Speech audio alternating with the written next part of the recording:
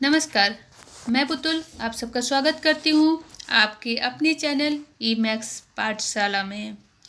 हम लोग झारखंड के आदिवासी द्वारा किया गया विद्रोह के बारे में पढ़ रहे थे। अगर आपने पिछला वीडियो नहीं देखा है तो प्लीज़ एक बार उसे भी देख लीजिए। मैं उनका लिंक डिस्क्रिप्शन बॉक्स में नीचे दे दूँगी। तो चलिए आज हम लोग पढ़ेंगे तिलका आंदोलन। तिलका आंदोलन तिलका मांझी द्वारा शुरू किया गया आंदोलन है। यह 1784 से 1785 मात्र एक ही वर्ष इसका जीवन लीला रहा। तो इस आंदोलन का जीवन लीला एक ही वर्ष रहा, ये ज़्यादा वक्त तक नहीं चला।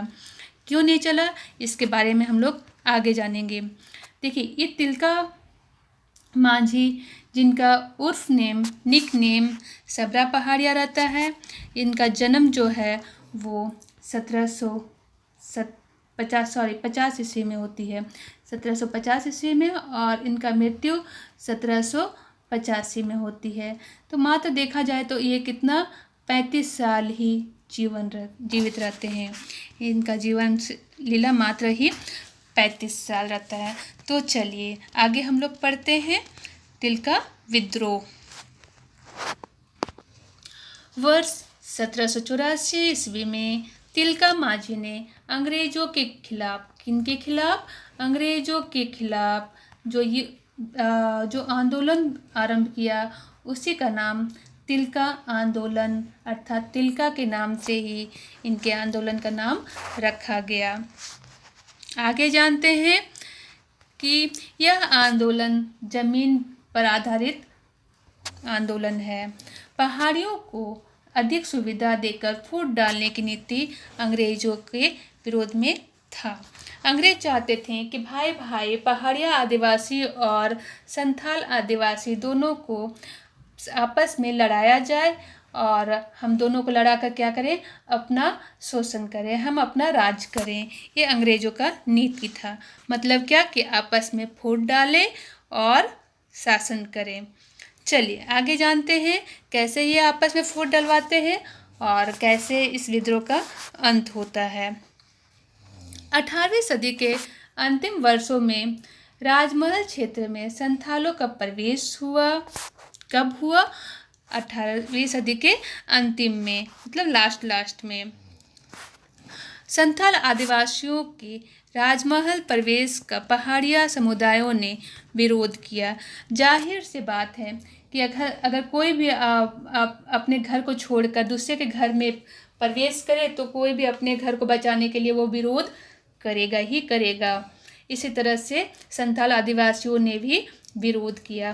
क्यों? क्योंकि राजमहल जो है वो संथाल आदिवासियों का प्लेस है और पहाड़ी समुदाय या पहाड़िया आदिवासी जो थे वो पहाड़ों में निवास करते थे, संथाल के पहाड़ों पर रहते थे। जब ईस्ट इंडिया कंपनी ने नावें गंगा नदी से होकर गुजरती थी, जब ईस्ट इंडिया का कंपनी का जो नाव था वो गंगा नदी से होकर जब भी जाती थी तो क्या करते थे? पहाड़िया आदिवासी पहाड़ों से उतरते थे और आपस में उसे क्या करते थे? उसे लूट लेते थे और उससे जो डाक जो ले जाने वाला रहता था उसका हत्या करके मार दिया जाता था। चलिए आगे बढ़ते हैं। 1777 ईस्वी में अगस्टल क्लीवलैंड को राजमहल क्षेत्र का पुलिस अधीक्षक नियुक्त किया गया। उसने फूट डालने की नीति अपनाई और नियुक्ति के ठीक 9 महीने के भीतर ही 47 पहाड़ी सरदारों को अपना समर्थक बना लिया और जोराह नाम का एक व्यक्ति को इनका प्रमुख बना दिया गया है, क्योंकि बिना मुखिया का कोई काम सफल नहीं होता है, मुखिया तो चाहिए उसको। आगे बढ़ते हैं। सरदार क्या करता है? पहाड़ी सरदारों को कुछ सुविधाएं देती है। यहाँ पर अंग्रेज क्या करते हैं? पहाड़ी सरदार जो रहते हैं उन लोगों को कुछ सुविधाएं देती है और अंग्रेज उनसे कोई भी कर नहीं लेते हैं।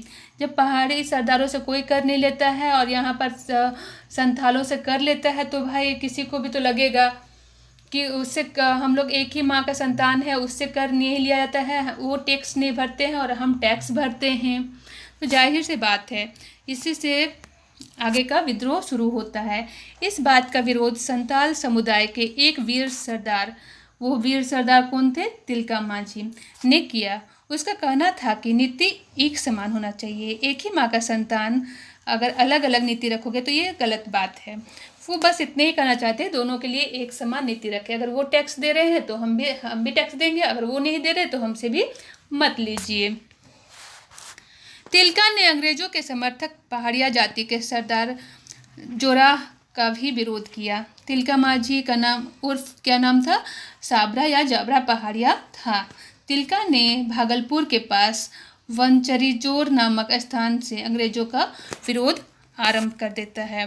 ये एक बहुत ही इम्पॉर्टेंट प्लेस है जिसके बारे में हमेशा पूछा जाता है। होता है क्या कि हम लोग विस्तार नहीं पढ़ने के कारण हम उसके विषय में नहीं जानते हैं। तो ये वनचरीजोर जो है वो भागलपुर के पास है, ये हम लोग ध्यान रखेंगे। और यहीं से तिलका मांझी ने अंग्रेजों का विरोध किया था। वो क्या करते थे तिलका मांझी? शाही खजानों को लूटते थे और उसके गोदामों को, खानों को लूटते थे और गरीबों में जाके वो बांट देते थे। उसने साल पत्ता के माध्यम से घर घर संदेश भेजा और संथाल को जो है सभी संथालों को संगठित करना शुरू कर दिया। भाई देखिए उस वक्त साल पत्ता बहुत ही इम्पोर्टेंट रखता है। आज भी हम जानते हैं झारखंड का प्रमुख वृक्ष जो है, राज्य वृक्ष जो है वो साल है। तो साल के पत्ता के माध्यम से संदेश भेजा जाता है। अभी तो भाई व्हाट्सअप के माध्यम से हम लोग संदेश भेजते हैं, कुछ भी संदेश हुआ तुरंत व्हाट्सअप दिए और तुरंत पहुंच गया। उससे पहले देखा जाए तो कबूतर जा था, कबूतर संदेश लेके जाता था। उस वक्त लगता है क्या कि यहाँ तिलका मांझी के दिमाग में कबूतर आया नहीं था, इसलिए उन्होंने संदेश पहुंचाने के लिए साल पत्ते का प्रयोग किया। तो चलिए आगे हम लोग जानते हैं। 1784 आरंभ में अपने अनुयायियों के सहयोग से तिलका मांझी ने भागलपुर पर आक्रमण कर देता है। ठीक 13 जनवरी के दिन क्या करते हैं, वो एक ताड़ के पेड़ पर बैठ जाते हैं। ये दिन बहुत ही इम्पोर्टेंट है। 13 जनवरी को वो ताड़ के पेड़ के ऊपर बैठ जाते हैं। ठीक उसी रास्ते से क्या होता है, जब घोड़े पर चढ़कर गुजरते हुए क्लीवलैंड को उसने क्या करता है, तीर से मार डालता है। 13 जनवरी को कौन? तिलका क्लीवलैंड को तीर से मार डालता है। मारने के बाद क्या होता है कि देखिए कहीं पर भी मारेंगे, कहीं पर भी हत्या और कुछ होगा तो भाई तहलका तो मचेगी, दहशत फैलेगी ही। इसी तरह अंग्रेजी सेनाओं के बीच में भी क्या होता है, अब दहशत का माहौल हो जाता है। आयरकुट ने पहाड़िया सरदार जोराह के साथ मिलकर तिलका मांझी के अनुयायियों पर हमला बोल देता है। तिलका मांझी के अनेक अनुयायी हताहत हो जाते हैं, लेकिन तिलका मांझी बचकर क्या करते हैं, भाग निकलते हैं। वहाँ से तिलका मांझी भागने में सफल हो जाते हैं और वहाँ से भागने के बाद वे सुल्तानगंज के पहाड़ियों में जाकर छिप जाते हैं। सुल्तानगंज के पहाड़ी में छिपने के बाद वहाँ से 1785 ईस्वी में तिलका मांझी को धोखे से पकड़ लिया जाता है। उसे रस्सी से बांधकर 4 घोड़ों द्वारा घसीटते हुए भागलपुर लाया गया।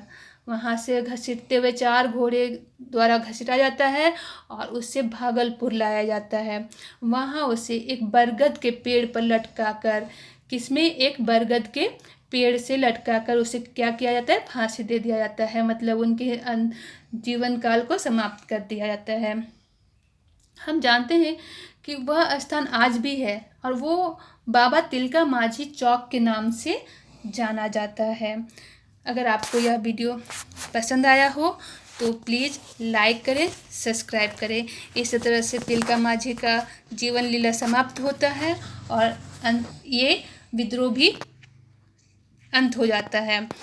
तो चलिए हम लोग आगे का वीडियो का इंतज़ार करेंगे। तब तक के लिए जय हिंद, जय भारत, जोहार झारखंड।